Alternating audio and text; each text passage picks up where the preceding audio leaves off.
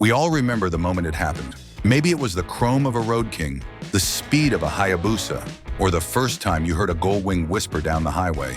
These bikes weren't just machines. They were your first sign to list. It's a love letter to the bikes that made us feel something, the ones that started it all. 12 motorcycles, 12 reasons we ride. Let's go back to where the obsession began. Number 12, Indian Chief Darkhorse. The Indian Chief isn't just a motorcycle. It's a living, breathing, rumbling piece of American history. This bike has been around, in one form or another, for over a century. And every time it comes back, it carries the spirit of the open road right along with it. Now let's talk about the modern classic, the Indian Chief Darkhorse, reborn in 2021 with all the right throwback vibes and none of the complicated tech fluff. This bike is stripped down and muscular with nothing to prove and everything to say. Underneath that long, low silhouette is a Thunderstroke 116 V-twin, a monster of an engine that cranks out a massive 126 pound-feet of torque. This ain't a rev-happy little four-cylinder. This is old-school American torque, ready to pull you into next week in every gear. It's air-cooled, it's big, it's loud, and it rides like a freight train, wearing a leather jacket. With a wet weight of around 679 pounds, this bike has presence. Park it anywhere and watch the crowd gather. And despite the heft, the handling is surprisingly planted thanks to its low center of gravity and 29-degree rake. That makes it glide through sweepers like a buttered anvil on rails. Seat height, a nice, accessible 26 inches. That means riders of all sizes can flat-foot it with confidence. It feels like you're sitting in the bike, not on it. A design choice that's all about relaxed domination. And this thing is clean. You're not looking at a digital spaceship here, just a round 4-inch touchscreen, cleverly disguised inside a classic single gauge, giving you everything you need: speed, gear position, fuel, even turn-by-turn nav, without drowning you in buttons or gimmicks. This isn't for everyone. It's for the rider who wants to feel something again, who wants to rumble down the highway with the wind in his face and nothing else to prove. The Indian Chief isn't just a cruiser, it's a statement. And in a world full of noise, it speaks the language of legends. And here's the truth. A lot of riders fell in love with riding because they saw this bike. Big, bold, beautiful. But there is another piece of motorcycle royalty elsewhere that has made a lot of riders fall in love with it. Number 11, Triumph Bonavville. The Triumph Bonavville isn't just a motorcycle, it's a feeling. It's leather jackets, cigarette smoke, and winding back roads on a cool morning. It's the rebel without the rage. Calm, confident, and impossibly cool. The original Bonavville launched in 1959, and from the start, it didn't scream, it whispered with swagger. With its parallel twin engine and clean lines, it had the kind of elegance that didn't need chrome to shine. And yet, it moved. The early Bonnies were fast for their time, topping 100 miles per hour and earning their name from the legendary Bonavville Salt Flats.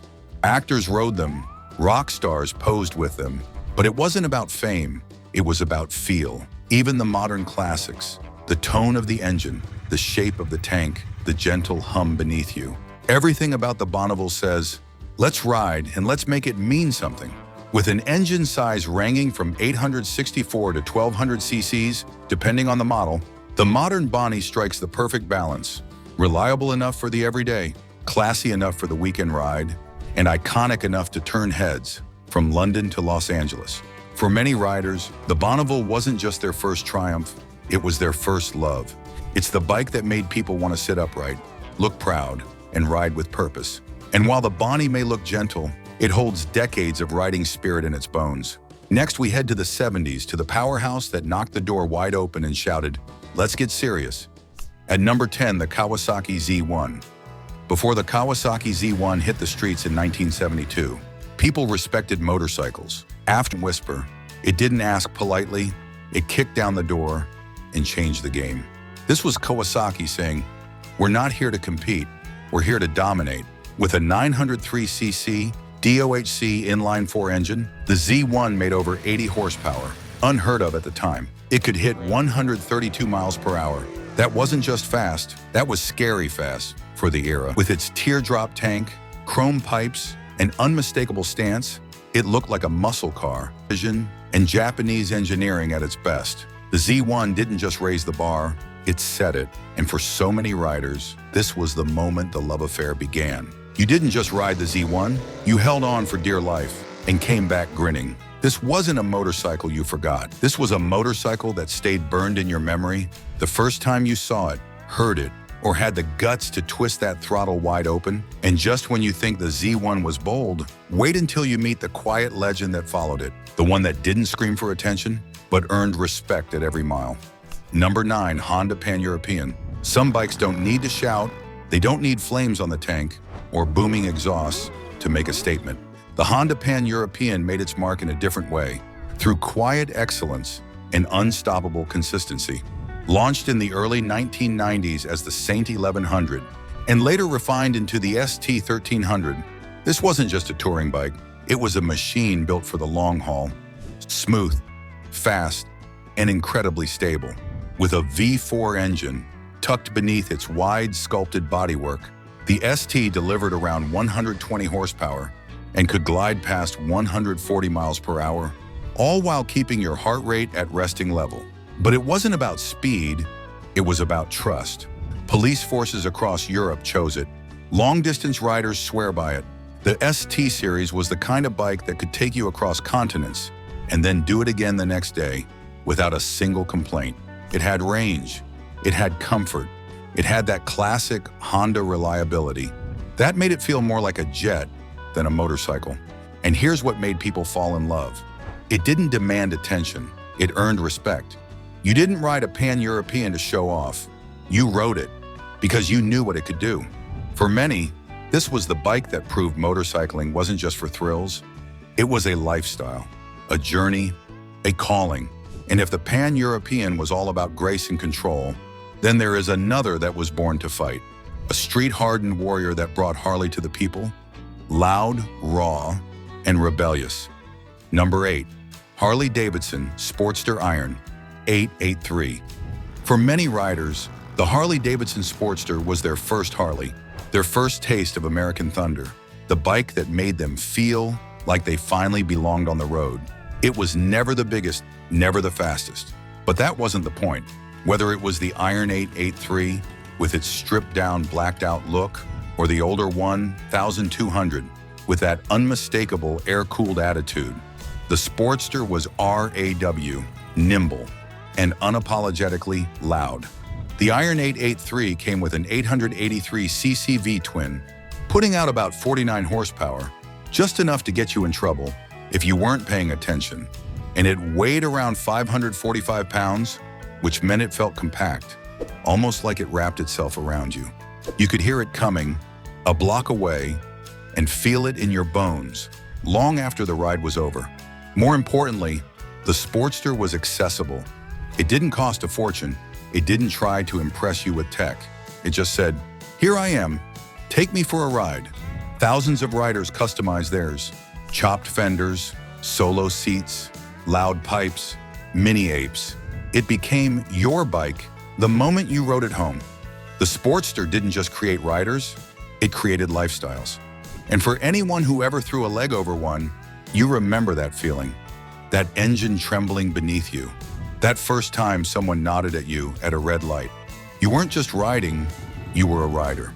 However, there is a machine that changed what motorcycles could be, combining art, speed, and championship blood. If you're still here with us, kindly support us by liking this and subscribing to our channel. It'll be the best decision you've made in a while. Number 7, BMW R90S. In a world of loud pipes and bold colors, the BMW R90S did something radical. Launched in 1973, the R90S wasn't just BMW's first real sport bike, it was their love letter to performance and class. With an 898cc air-cooled boxer twin, the R90S pushed out around 67 horsepower. But those numbers don't tell the whole story. What made this bike legendary was how it made you feel. The smooth hum of that boxer engine, the perfect balance of power and control, the way it felt like it was gliding over the road, not chewing it up, blending deep blacks and metallic silver or orange, the sculpted fairing, the cafe racer stance. The R90S wasn't just German engineering. It was a German emotion, rare, precise, and unforgettable. It dominated at the track, winning the very first AMA Superbike race in 1976, a gentleman's sport bike, a rider's dream. For thousands, the R90S wasn't just a motorcycle, it was a lifestyle shift. It said, I ride fast, but I do it with style. And for many riders, this was the first time they realized a bike could be beautiful, fast and functional, all at once. And if the R90S was elegance in motion, then the next bike, it was a touring titan, built not for weekends, but for entire lifetimes of riding. Number 6, Honda Goldwing Tour DCT. Let's get one thing straight. This isn't just a motorcycle. It's a luxury apartment with wheels and wings. The Honda Goldwing Tour DCT is what happens when engineers throw out the rulebook and say, let's build the ultimate long-distance machine. Let's build a bike that doesn't just take you across the country, it makes you forget how long the road is. Under the seat, a horizontally opposed 6-cylinder engine, 1,803 cc's of silky smooth power, pumping out 126 horsepower and 125 pound-feet of torque. Twist the throttle, and it glides, not jumps, not jerks, just pure fluid momentum, like a private jet taking off. And the best part, no shifting. That's right, this is the DCT model, which means you get 7 automatic gears and a walking speed reverse mode. Let that sink in. A motorcycle with a reverse gear, because Honda knew you might not want to back up a 947-pound beast on your own. The passenger gets heated comfort too, along with armrests and speakers for their own tunes. You're both riding in first class, all day, all night. The wind protection is phenomenal. That tall electric windscreen, it raises and lowers at the push of a button. The suspension, electronically adjustable, so it adapts to your weight, your gear, your mood. The ride is so smooth, you'll forget you're moving. You feel like royalty. Not in a flashy way, but in a quiet, confident, world on my terms way. It's quiet when you want it, loud when you need it, fast enough to smoke smaller bikes on the highway, calm enough to ride 2 up for 12 hours without a sore back. And yes, it's built to last. This is a Honda after all. Goldwings regularly hit 200,000 miles with just oil changes and smiles. Want to know why older riders rave about this bike? Because it doesn't just carry your body, it carries your spirit. Do you think this is as good as Japanese touring can get? Just wait until you meet a machine. That's giving the Goldwing a serious run for the crown. Number 5, Suzuki Hayabusa. Suzuki Hayabusa is not just a motorcycle, it's a legend, a storm on 2 wheels, a moment in history when Suzuki threw the rulebook in the trash and decided to build the fastest production motorcycle the world had ever seen. Launched in 1999, the Gen 1 Hayabusa took the world by surprise. Riders had seen fast bikes before, but nothing like this. With a 1,299cc inline-4 engine, this thing pushed a mind-bending 173 horsepower right out of the box. That meant a top speed of over 186 miles per hour, a number so wild that manufacturers had to agree to cap future bikes, just to keep governments off their backs. But the Hayabusa was more than just numbers. It had style, a bold, aerodynamic body that looked like it came from the future. Curves that screamed speed, even when parked. It had soul, a deep, roaring exhaust note that filled your chest. And it had presence wherever it showed up. Heads turned for a generation of riders. The first time they saw a Hayabusa was a defining moment. It looked like a weapon, and it was. Whether blasting across deserts, dominating drag strips, or tearing up autobahns, the Busa was in a class of its own. Yet for all its power, it was surprisingly comfortable. Smooth ride, stable handling, and a strong chassis meant long-distance riding was more than possible. It was glorious. The seat was low, at around 30.9 inches, and despite its weight, about 573 pounds wet, it handled beautifully for such a beast. There's a reason why this machine built such a cult following. Custom builders embraced it, street racers worshipped it, and touring enthusiasts, they used it to cross entire continents. Fast. The first gen Hayabusa was only around until 2007, but by then, its legend was already written in stone. Later generations came, refined and retuned, but purists will always nod to the original, the unchained version, the one that said, why not go faster? This was the bike that inspired fear, love, and obsession. Ask any longtime rider what bikes changed the world, and they'll mention this. Because the Hayabusa didn't just go fast, it made us dream bigger, ride harder,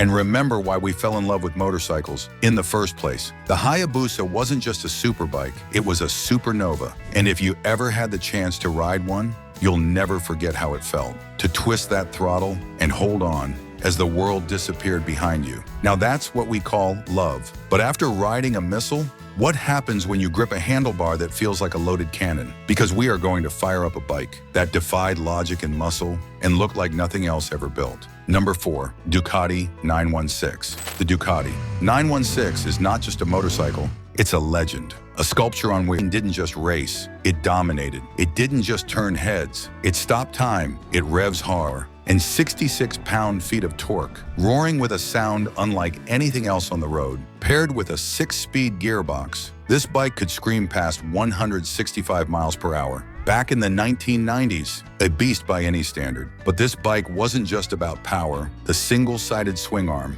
the underseat exhausts, and the sharp triple headlights gave the 916 a look that still makes grown men cry. It's not a stretch to say.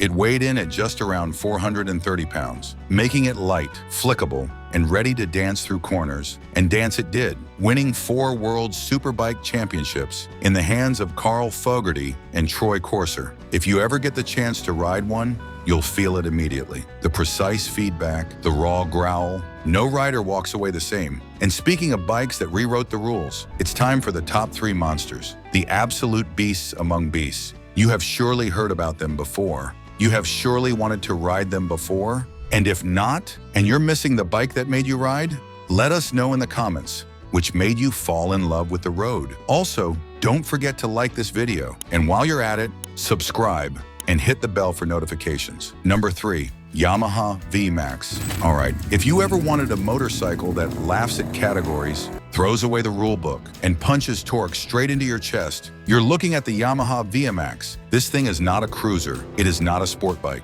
It is a rebel with a motor the size of a car engine and a soul soaked in adrenaline. The VMax first showed up in 1985, and it made one thing clear. Yamaha wasn't playing around. It came out swinging with a 1200cc V4 engine. That made 145 horsepower. Back in the day, that was absolutely bonkers for the era. It looked like a muscle bike, but it moved like a dragster. Fast forward to 2009, and Yamaha said, well, let's go bigger, and they did. The new generation VMax got a complete overhaul. The engine grew into a 1,687 cubic centimeter liquid-cooled V4. Horsepower jumped to 174. Torque hit 113 foot-pounds. Twist the throttle, and it felt like getting punched by a freight train. Made of chrome, you got a 5-gallon fuel tank. Wet weight, around 670 pounds. The seat height, just over 30 inches. The frame was aluminum, and the ride was surprisingly composed. For a machine that looked like it bench-pressed Harleys for fun, it used a shaft drive, which made maintenance easy and acceleration smooth. Dual-wave rotors up front gave it some serious stopping power, which you needed. This wasn't the kind of bike where you roll on casually.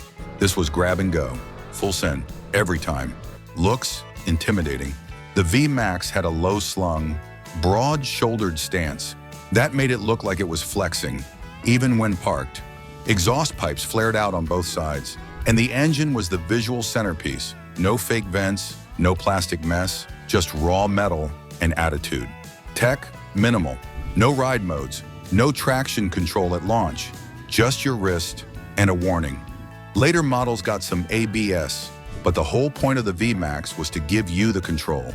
No computers, no interference. Now, it is not a touring bike. It is not what you buy to save on gas, and it is definitely not for beginners. The VMax was built for the rider who wanted brutal acceleration, aggressive styling, and a ride that felt alive. Prices on the used market are all over the place, but you can still find clean examples. Between $8,000 and $15,000, depending on year and mileage. Parts are available, maintenance is doable, but the feeling this bike gives you, that is priceless. This is not a motorcycle you outgrow, it is one you grow into. Number 2, Harley-Davidson Road King. There's a reason it's called the Road King, because nothing rules the road like this beast. It's not just a motorcycle, it's a damn throne on 2 wheels. You don't ride the Road King, you command it. From coast-to-coast tours to back road bar runs, this machine turns every trip into a legend. Underneath that chrome-soaked exterior is a massive Milwaukee 8 107 engine, 1,749 cc's of pure American grunt. You get around 88 horsepower and over 110 pound-feet of torque. That torque hits low and hard, twists the throttle, and the Road King doesn't ask if you're ready, it just goes. Weighing in at over 800 pounds, this isn't some twitchy sport bike. It's solid, stable, built to eat up the miles without breaking a sweat. Harley gave it Showa dual bending valve forks and emulsion rear shocks for a smooth, plush ride. Add in the wide touring seat, floorboards, and that iconic windshield, and you've got a bike that loves long hauls as much as it loves short blasts through town. Fuel capacity, 6 gallons. Range, you're looking at over 200 miles of open road freedom. Want storage? Those hard bags are lockable, weather sealed, and can carry all your essentials. But the real magic of the Road King? It's that feeling, that deep, thumping idle, that pull when you roll on in top gear, that sound when you're cruising at 70 in the open air, sun on your back, nothing in your mirrors, but fading traffic. It's been a favorite of police departments, tourers, and purists for a reason. The Road King doesn't chase trends. It is the trend, and it always will be. Now, only one question remains. Are you ready for number 1? And lastly, Honda CB750. This isn't just a motorcycle. The Honda CB750 is the